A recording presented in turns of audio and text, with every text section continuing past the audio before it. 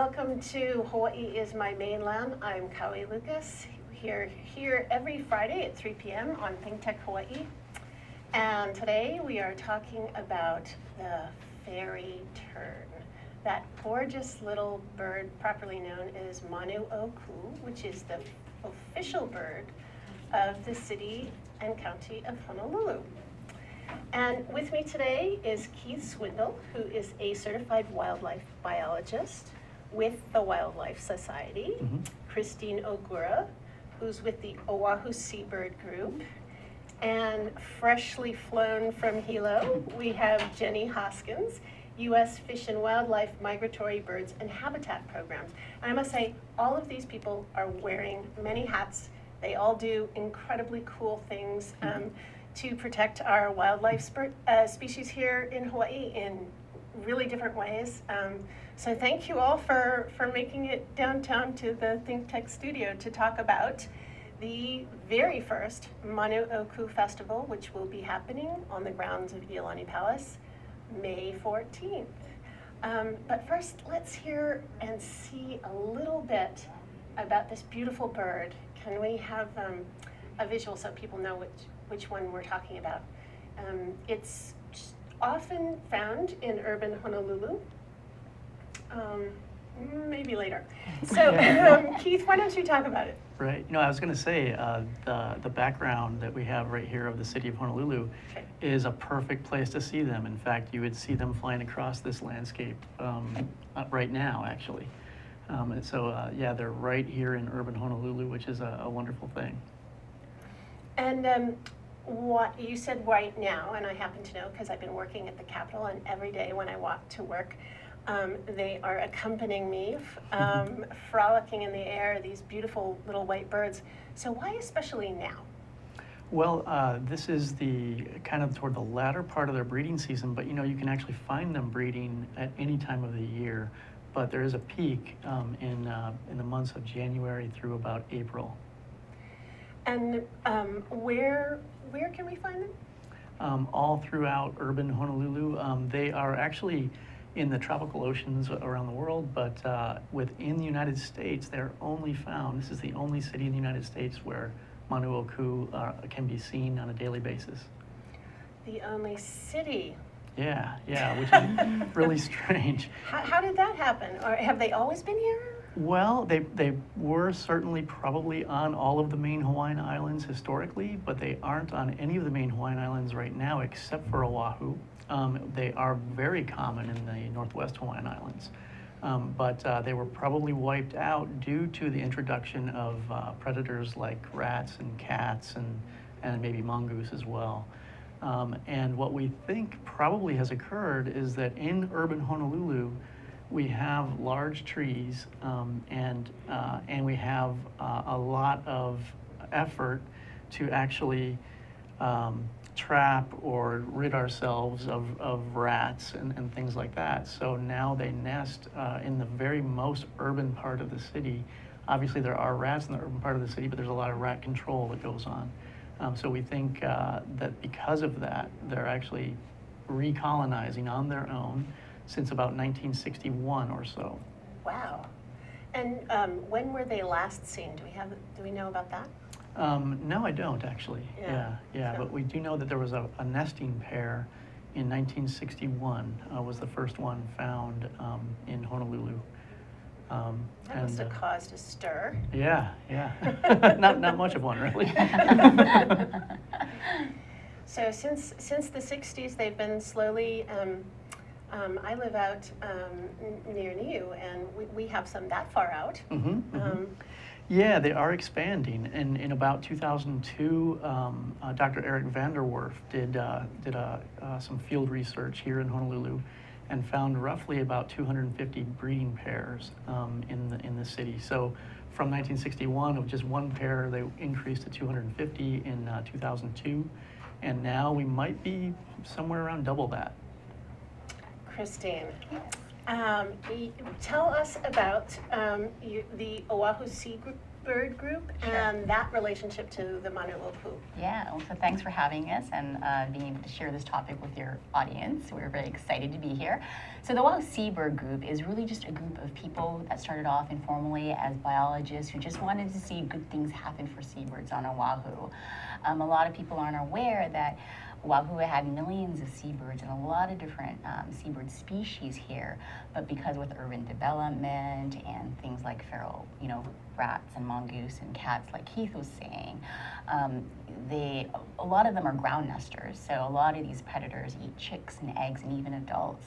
And so unfortunately, we've seen a decline in the number of species that have been on Oahu. Like there's no longer Bannerant storm petrels or bone-in petrels, but fossil records show that on the Ewa Plains there were millions of seabirds. So we're just trying to bring back some of our not only natural history and resources, but also cultural resources, because a lot of these seabirds have ties to Native Hawaiian culture, like the lace and albatross or kinalau of Lono, a lot of the red-tailed tropic bird feathers and others like the albatross were used in kahili. So it's not just restoring our natural history and our culture, but it's the cultural aspect of that work that we do. And so that's why we're excited to be part of this Manu Oku Festival, because it embodies all of that. Looking at it holistically, the conservation, I think we are so fortunate here in Hawaii that we have that deep indigenous knowledge of our native species. And that's just not true everywhere anymore. I agree. And one of the things personally for me that's great about being involved in the festival was that I was born and raised here, and I didn't know any of this growing up. So it's really great that the festival, it's an opportunity now to teach our keiki about their rich, again, natural and cultural history that they have, and being able to take part in making everybody part of restoring that to what it was. So it's been the official bird of Honolulu since 2007. 2007. And is it a romantic story, urban legend that they mate for life, or do we know? Probably tend to do that. They probably tend to suffer from the same sort of social ills that we all do. There are probably divorces and and things like that. But yeah, they do tend to breed together at the same location over and over often. And Jenny, tell us about what you do and your relationship with this lovely bird. I represent the Migratory Bird Program, and our goal, our vision, is to create a world where birds and people can thrive together. And the white tern is federally protected by legislation called the Migratory Bird Treaty Act. And this is a set of 4 international treaties that the U.S. signed with Canada, Mexico, Japan, and Russia. A lot of people are familiar with the Endangered Species Act, and they know that birds listed as threatened and endangered are protected, federally protected under the ESA, but they may not be aware that birds don't have to be listed under ESA to be federally protected. Basically, all of our native birds in Hawaii are federally protected under the MBTA, and the white tern is one of them. And this year, we're actually celebrating the Centennial Anniversary of the signing of that first treaty, which we signed with Great Britain on behalf of Canada in 1916. And so we're happy to use this opportunity to educate people about the MBTA and the native birds in the islands. That is so funny. We signed it with Great Britain on behalf of Canada. That's how old this treaty is. It is. Amazing. And it's Wow. also amazing that it happened at that time, because the world was in the throes of World War I. And in the middle of this period of high international conflict, we were able to produce this document of international cooperation, establishing a standard system for protecting resources. Wow. Gives me kind of hope. Yeah. Right? Yeah. Back then, 1917, in the midst of a war, Yeah. that we could have international treaties to protect wildlife. Mm-hmm. Super cool. Okay, so the tern is protected and it migrates. So we're going to get into that a little deeper. But what is your role, or what is the role with endangered species here of the? Yeah, my program doesn't actually deal with the endangered species. We deal with the non-endangered birds, the more common birds, because we're hoping to keep them from becoming endangered. And we provide a lot of technical assistance to people Many birds, in fact, most of our native bird species are in decline. They face a lot of threats, predators, pollution, habitat loss, but there are things that people can do to minimize or avoid mortality to birds. And so our job is to talk to people and help them figure out ways that they can go about their lives and conduct their business in a manner that doesn't kill birds.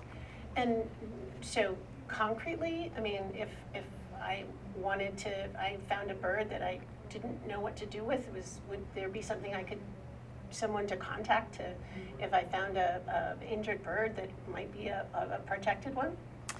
Yeah, if you find an injured bird, you can contact me or you can contact the State of Hawaii Department of Land and Natural Resources, and we can direct you to a wildlife rehabilitator. People have to have a federal permit in order to handle wild birds that are protected under MBTA, but there are rehabbers in the islands, and we can direct you who to take that bird to.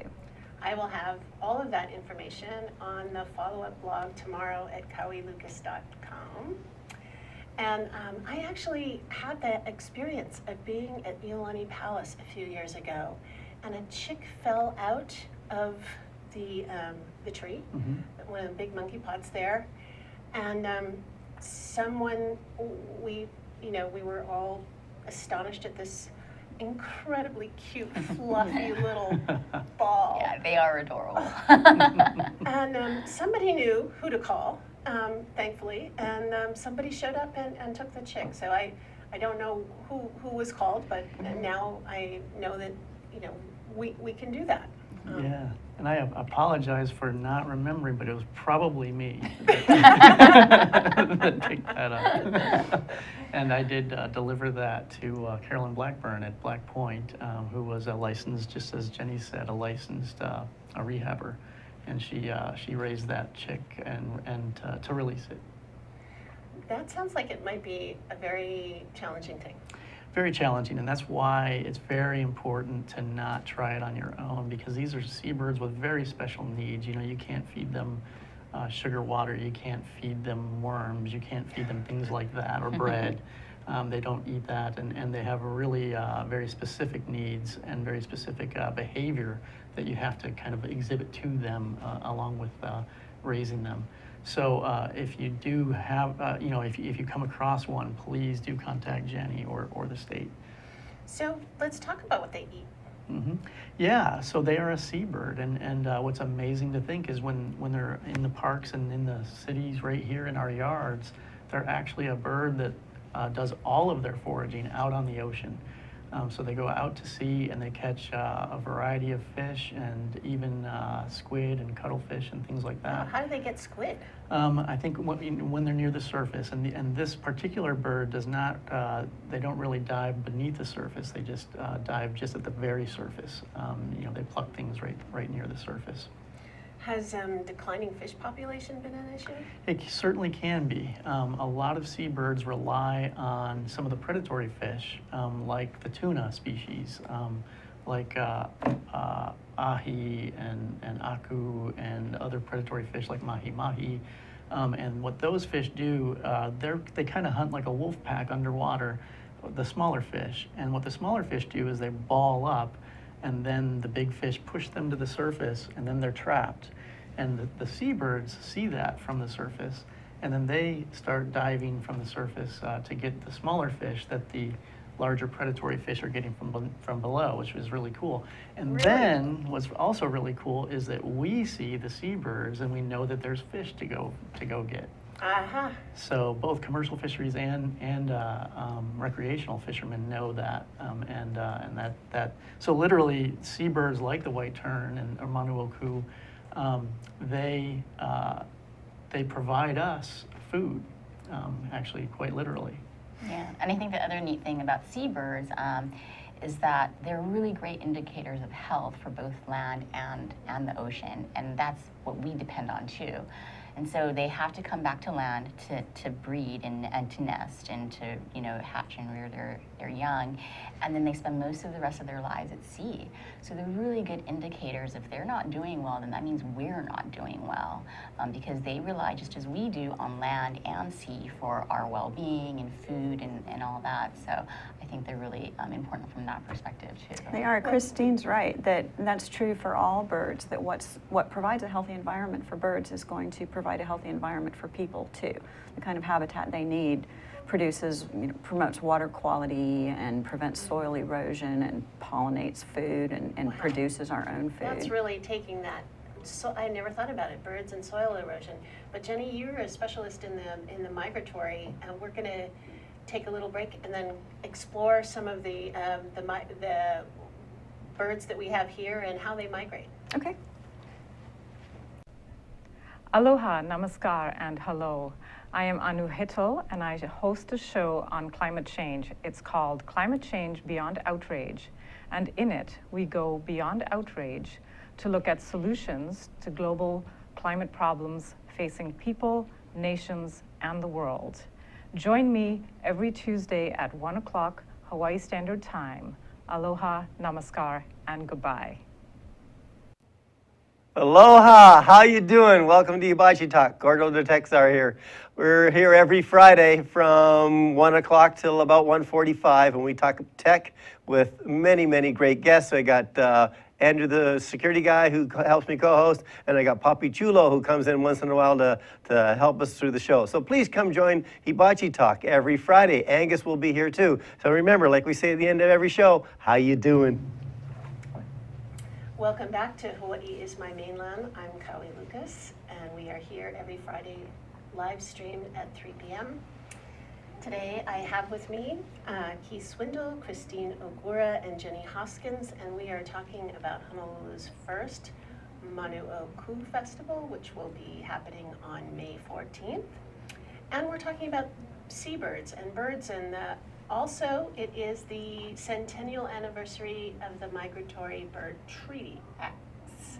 So Jenny, can you talk about how the migratory bird patterns are for our native species? I might want to explain first that this can be a little bit confusing for some people because not all of the birds protected under the Migratory Bird Treaty Act necessarily migrate, because the treaties name families of birds, and so every bird within the family is protected even if they're resident year-round. But we do have a lot of birds, especially in the Pacific Ocean, that undergo very lengthy migrations. Dr. Oscar Johnson has been out here a lot and banded Pacific golden plover, or kolea, and has tracked them traveling from Alaska through Hawaii all the way down to New Zealand and back around through Japan. They make very long distance migrants at different times of their life cycle. And another bird that's been tracked by Scott Schaffer at UC Santa Cruz is the sooty shearwater. And they almost circumnavigate the entire Pacific Ocean, just going coast to coast, north to south, all the way around. Do they do that in the course of a year, or? They do. In the case of the sooty shearwater, they migrate north to south on both sides of the Pacific Ocean during the non-breeding season, and during the breeding season, they're typically in the South Pacific around New Zealand, American Samoa, that area, and they make shorter trips back and forth to feed their chicks, like Keith was talking about, nesting on land, but traveling out to the ocean to forage. And we're pretty familiar with, we being the Honolulu city dwellers are pretty familiar with the kolea especially, and maybe you can talk. I actually didn't know until you just mentioned it. I always thought they were just going from Alaska to Hawaii, but that's half the story, not even. And actually kolea are interesting because some of them do that. Some of the birds go up to Alaska to breed, come to Hawaii to winter, and then go back to Alaska. Other birds just use Hawaii as a stopover and go much further south to spend the winter, and then use Hawaii again as a stopover on their way north to breed again in the tundra. So are there those different kinds of kolea, or it's just different behaviors from the same species? That I can't answer for sure. Okay. So what about Manu Where does it go? Keith? Well, good question. When they're not here, they can spend quite a bit of time around Hawaii when they are breeding. And what's unique about Manu relative to other seabirds is that they can actually nest multiple times in a year. Almost all seabirds nest just once. If conditions are right, if there's a good food supply, and it varies by year and ocean conditions, Manu can breed up to 3 times in the same year. And we have seen that here in Honolulu. And so they're either here when they're breeding or they're out at sea. And when they're out at sea, we really don't know exactly where some of our Manu are going. we do know through genetics that the Manu Oku here come from all over the Pacific.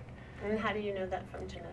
There was a young lady, and I can't think of her name right now. Nori was her first name. She did at UH, and she did a master's degree studying the genetics of the Manu Oku here. And birds from different locations can have different genetic signatures, and that's how they determine that. So are there any, Jenny mentioned banding with the kolea. Are Manu Oku banded? A few are, but not so much. They're not as Who easily. would do that? It'd be researchers, and again, kind of like when you rehab species, you need to also have a permit to put bands on them as well. So researchers like Mr.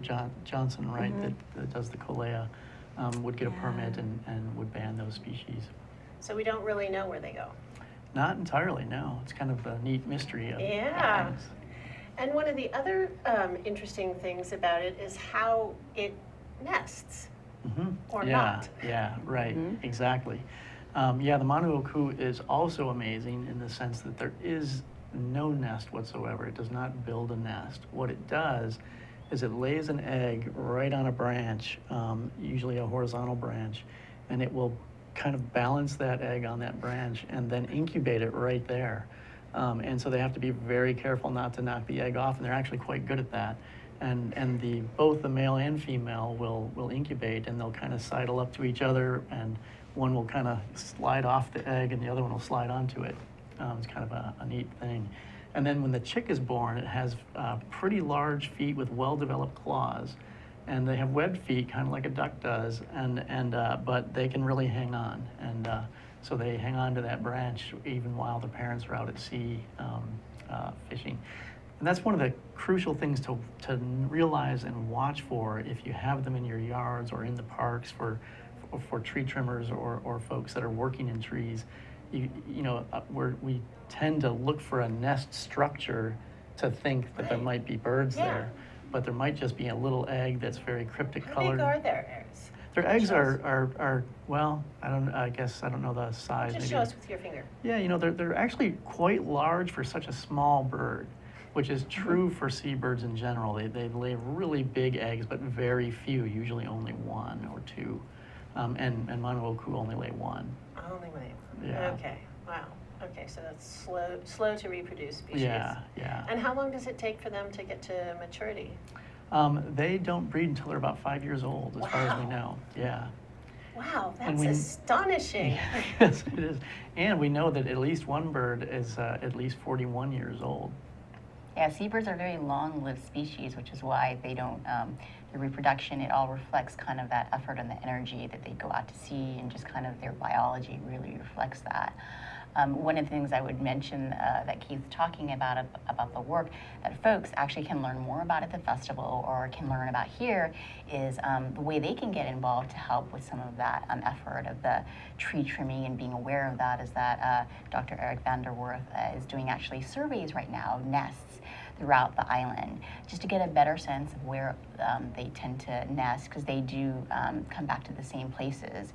And so people can totally participate, help in this effort, help get a better idea of where they are, so that he's working with the State Division of Forestry and Wildlife to do this work, so that they can inform tree trimmers, city and county officials, other people who do a lot of urban tree trimming about kind of where the hot spots are and what to look out for. So if folks go to the Oahu Seabird Group website, there's right on that homepage is the form of how to help them out and send the information to them, and that's one way that folks can actually do something concrete to help perpetuate more of the Manu Oku on our island. And if I could add to that just a little bit, we're going to have an intern coming on this summer who's going to be working with Eric to try to expand these surveys into a citizen science project, which is something that the public can also get involved in helping conduct these surveys. And specifically, how would these surveys work? So, I would have to defer to Eric for the methodology that he has developed, but he will set up a methodology so that everyone is using the same procedures to do the surveys and we get consistent data. So would somebody, going from a very lay person's perspective, you would go to a website and there would be Well, right, there's a form right now that he's using that asks you for where you saw it, taking a picture, getting geospatial information and just information there. So that's already a start of Do you have to developing mail that the. in, or is this something I we can think- do electronically? Yep, I think you can email Okay. it to him. So I think all the instructions are there on the form and his contact information as well if people want it. And we're working on potentially making it a fillable form online. That would be great. That's always a stumbling block for me if I have to actually print something out, or heaven forbid, mail it. It does not get done. This is going to be for which species? This is for the The Manu Manu. Oahu. Only for the Manu. Okay, wow, this is just really a banner year for Manu. I mean, that's one of the neat things. Again, being born and raised here, it's like I didn't know the difference between native and non-native. And fortunately, a lot of our native birds you can't see in urban areas. And this is one of the few that people can participate and see and learn about. And so I think that's kind of, when you're asking that question, one of the neat things is that, this is something that people can actively do. You can see native wildlife in urban areas, and we want to be able to, encourage more of that. So keiki growing up are used to seeing, native birds and know what native birds are. So this strategy that they have of not building a nest is really interesting. And how long are they immature? But I mean, how long till they fly? I'm trying to envision how this little fluff ball survives on a branch with no nest. Right, it's a great question, and it takes roughly, from the day that the egg is laid, it takes roughly 80 days until that chick is flying. How amazing. Yeah. And going back to what Christine and Keith both talked about, the time they spend at the ocean and the delayed maturity, Keith mentioned that these birds tend to return to the same site over and over again, and these birds will fledge and go out to sea and fly around for 5 years and then come back to the site where they were hatched to lay their own eggs. And when they're flying around for years, how do they sleep or Right, yeah. socialize or whatever? How does that happen? Some of them we know sleep on the water. Mm-hmm. Actually sleep on the water? Like a duck. They would rest on the water and sleep. In the open ocean? Wow. Sounds like a snack for somebody. Can be. Some of them are. So, and when they're out, so they're out for years, and then they come back to the place they're from. I guess that's why it's important to have old big trees for them to lay eggs in. Yeah, it works out. I mean, there's about, I think when Eric did his research in 2002, there were over 31 species of trees in Honolulu that the white terns were using to nest in, but there were several that they really like. And that includes the kukui tree. They like that, probably because of the really angular branches that have a lot of horizontal spots. They love mahogany on Kalakaua Avenue in the median, on the Mauka side there near the conference center. Actually, that's one of the best places in the city to see white terns, and they're just like little jewels in the trees there at night. You can see they're white, reflecting the city lights. And then also monkey pods and banyan trees are very common, probably because they're so big. And what's interesting is elsewhere, like in the Northwest Hawaiian Islands, where there are no rats and no cats and dogs and things like that, they'll nest right on the ground. They'll nest or on rocks or things like that. Or building ledges. Yeah. Building ledges? Window ledges. Yeah. Wow. Yep. But here, that's probably why they're only in trees, is because of rats. Rats. Okay, well, there we go. Rats and cats. Let's Yep. be diligent. I know there's people really love their cats, but just don't feed those out in the wild and keep the ones you love at home. Yeah, It's definitely it's keep a your big- cats indoor. And you talked about protecting the trees and trimming them. So would it be, should one not trim trees between January and April, or what would one do? Right. On one side, it's a little difficult in the sense that they could be nesting any time of the year. So there's not really a good season. A better season would be in the fall and early winter. That's when there's the fewest around. But on the flip side, one of the saving graces of this species and what's wonderful about living around them is they're so tolerant. So you can actually have one in a tree, and if you have a very good professional tree trimmer, they can trim part of the tree, and as long as they're not messing with the branch or shaking the tree, messing with a branch that happens to have a chick on it or something like that. So you actually can have a professional tree trimmer can successfully do that, and I've even worked with some of them to do that. But That's we're gonna take another short break and come back and talk more about the festival. Cool. Aloha, this is Maria Mera, and I'm here to invite you to my bilingual show, Viva Hawaii on Think Tech Hawaii, every other Monday at 3 p.m. We're here to inform, motivate, and entertain you. Join us. Hola, soy María Mera y estoy aquí para invitaros a mi show bilingüe Viva Hawaii en Think Tech Hawaii cada 2 lunes a las 3 de la tarde. Estamos aquí para informaros, motivaros y entreteneros. Apuntaros. Aloha, this is Reg Baker. I'm the host of Business in Hawaii.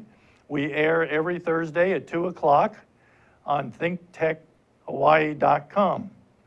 We broadcast from the ThinkTech studios in downtown Honolulu, and we talk about positive and successful companies in Hawaii. People that have been successful despite the obstacles. They all have a good story to tell. Hopefully we'll see you on Thursday at 2 o'clock. Aloha. Welcome back to Hawaii is My Mainland. I'm Kaui Lucas. We're here every Friday at 3 p.m. on Think Tech Hawaii. And we are talking today about the very first premier Manu Oku Festival, which will take place in the grounds of Iolani Palace on May 14th. And this has been brought together by a rather impressively large group of conservation organizations and groovy businesses. Christine, you want to tell us who's making this happen?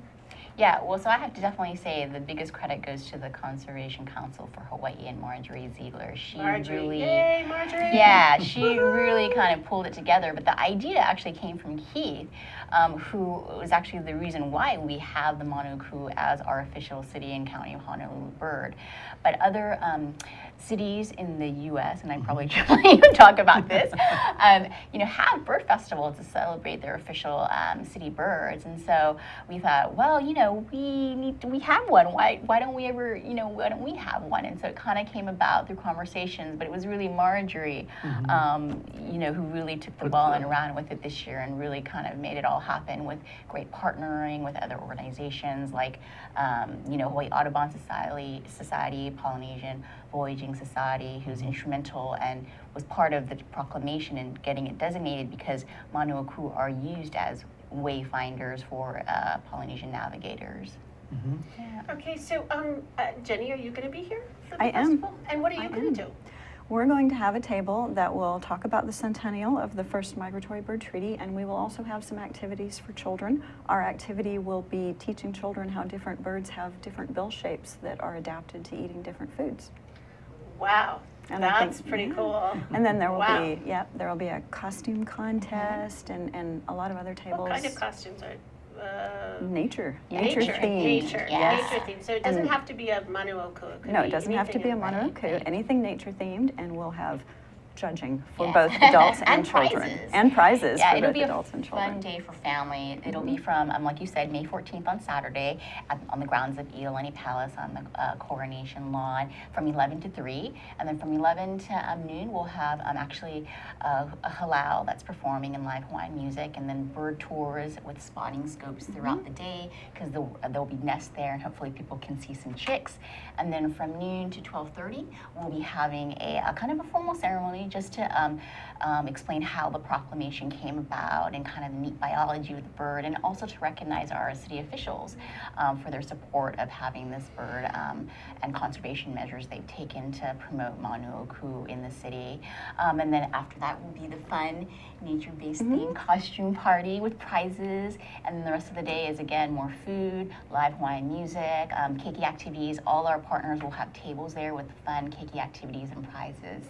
So I think I remembered from the press release that on the food that families are invited to bring food and picnic there on the grounds. Absolutely. But then a young woman who was involved early on, Lydie Morgan, is going to be there with her family's food truck. So if you don't feel like bringing your own picnic, there will be an opportunity to purchase yummy, healthy pizza from the garden oven. Yeah. And Lydie was working with you early on in the. Yeah. So. Yeah. And what are you going to do with at the festival? Well, Keith? I'm going to actually, I'll be there and I'll help recognize some city officials, city and county of Honolulu officials for the fact that they have chosen to recognize the white tern as the official bird of the city and county of Honolulu. And so I'll help present those recognitions. And then happy to be there and play with everybody that's doing all the activities and looking at birds and looking at hopefully we'll see like Christine mentioned there should be some chicks there that will have some scopes on and it'll be really neat. We'll see probably the adults feeding them fish that they've caught out in the ocean and brought back. Oh, I so want to see that. Yeah, it'll be really neat. Yeah. So Christine, and then I know that the Osorio, Hana, at least 3 members of them are going to be doing music a little later. Yeah, we're excited about that. And prizes. Marjorie has asked that there be no plastic things because we want to be really mindful of our use of plastic, and especially in the context of seabirds. Yeah, yeah, because a lot of people might not know that plastic gets broken down in the ocean and they actually eat it. Sometimes by accident, sometimes they think it's food, and it's a real big problem because we're finding them in their stomachs, and sometimes it's a cause of mortality. So yeah. And what else is going to be happening at the festival? What are you going to be doing? Well, I will be emceeing the formal part of the presentation, but I'll be there also helping our partners with just doing a lot of games and keikis and just educating the public on how they can take part of not just informing themselves of Manu and the neat biology of the bird, but also what they can do to help perpetuate its continued growth in our island. So will people be able to talk to you, Jenny, about how to find help in resources and taking care of the birds and being part of this citizen science project? Absolutely. People can contact me and I'll have my contact information available. And we also have information available online on the Fish and Wildlife Service Pacific Islands webpage about the Centennial and the festival, and some resources. And the main Fish and Wildlife Service page under Migratory Birds, there are resources available to help businesses and private citizens take action to avoid or minimize impacts to birds. How about for people who want to make sure that they're not cutting down the wrong branch? Will there be anyone there talking about that? Yeah, absolutely. We'll have information there, and the researcher or the biologist that we've been talking about, Dr. Eric Vanderwerth, who's heading a lot of this to help the state educate arborists about that, will be there with a table. And also, if you go to the Conservation Council for Hawaii website, on their events section, we actually do have a fact sheet focused specifically for this issue for arborists and other tree trimmers to take a look at what they can do and who they can contact. Okay, so in the last few minutes, let's explore a little the idea of urban conservation. I mean, one of the really cool things about this happening here in the middle of the city is most times, to get close to nature, you think, well, you have to go outside the city and you have to put on hiking boots and lots of sunscreen. Well, I guess we'll still have to put on sunscreen. But there is something different about this approach. And before I heard about the Manu Festival, I hadn't really thought about urban conservation. What does that mean? What does that mean? I have these 3 wonderful scientists here. So talk to me about urban conservation. Well, I can start, it is just fantastic that we have this, state-threatened species and this federally recognized bird, one that is in the treaty between the United States and Japan, the federal treaty, and that's the Manu, and it breeds right here in urban Honolulu. In fact, the more urban, the more there are in certain locations like on Kalakaua Street, Kapiolani Park, for example, and now that they're spreading out into the suburbs as well. And so that's a great example where here's a native species right here in our midst, kind of breeding here in spite of us, but we can do some things to help it as well. And so we can do conservation projects right here in town. Are you, you mentioned Japan, so are you familiar with where the Manu oku lives and how it lives in Japan at all? Actually, in like the southern islands, it may live in Japan, as you know, way down there. But what's really cool to me is that when the Beach Walk project was being done by the Outrigger downtown in Honolulu, we actually spoke with them because they were going to cut down a tree that had a nest, a chick in the tree. And the Outrigger worked with us, and we worked with them, and they held off on doing that. So they literally held up this, $1 million, or amended how they did their $1 million project to save this one little chick. Well, they posted that online, and it was a big hit in Japan. They loved it. That is such a good story. Yeah. Wow, I missed that. Wow. So did they just wait until the chick grew up and then but the tree isn't there anymore? Right, Okay. yeah. All right. But maybe it's parents can come back and lay eggs on the windows or Maybe they could. the balconies or Right. something else. I Or wonder- another tree. Another Yeah, tree. and that, for urban conservation in general, keep domestic pets, dogs and cats indoors or otherwise restrained, and leave trees whenever you can, plant bird and insect friendly vegetation. There are a lot of things that people can do. Yeah, you can prevent rats from being able to get up the trees with the bands around trees. And just look to things see like if the that. birds are there before you do anything like cut down a tree Right. or dig up the dirt or something. One of the photos I saw was of the egg on a branch, and it was remarkably camouflaged. And I thought, wow. Right. There's the strategy, obviously, but Yeah. as far as conservation, it's a little harder. If Yeah. you've got, Well, you almost never see an egg by itself, so there's always going to be an adult incubating that egg, and they're bright and beautiful and pure white, so it's pretty easy to see activity in the tree. Yeah. okay, so that's why it's really a mom and pop operation, co-parenting. Right. When it is a little more dangerous is when the chick is born and it's left alone for parts of the day, and so you might miss that, and that's what you need to look for when you're going to be doing tree trimming. And for larger projects, we can help people find someone who can come out and do surveys to let them know whether or not protected wild species are present. Wow, that's phenomenal. I'm going to now talk to all my arborist friends and reach out to them to come to the festival because that sounds like a really good ground level but high impact way to make this a safer place for the little fluff balls. Absolutely. Yeah, arborists and tree trimmers. Well, there's a outreach happening, I know, around the Iolani Palace itself, who's been a partner in this. They've been very generous with us.